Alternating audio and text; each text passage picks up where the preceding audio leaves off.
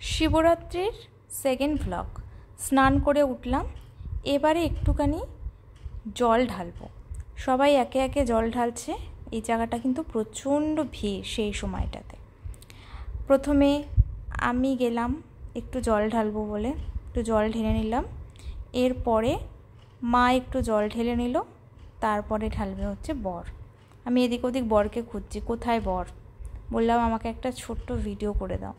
তো আমি জল এখানে ঢেলে নিলাম, আর তারপরে একটু প্রণাম করে নিলাম।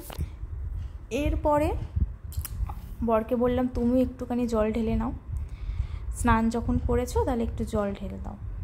বড় একটু জল ঢেলে নিল। তারপরে শাশুমা বলল তোরা দুজনে মিলে একটু ধরে একটু জল ঢাল। তাই জন্য আমরা দুজনে মিলে ধরে একটু জল ঢেলে প্রণাম করে নিলাম। তারপর একটু ঠাকুরের টিপ পরে নিয়েছিলাম, সবাই টিপ পরে নিয়েছিলাম। শুধু বর বললে তাহলে চলো আমার একটা ছোট্ট ক্লিপ নিয়ে নাও। আমাদের এখন স্নান করা হয়ে গেছে, গঙ্গা স্নান করা হয়ে গেছে। ওই যে আমি, বউ, যে মা, সে দুই মা, বাবা গাড়ি করে চলে গেছে অলরেডি।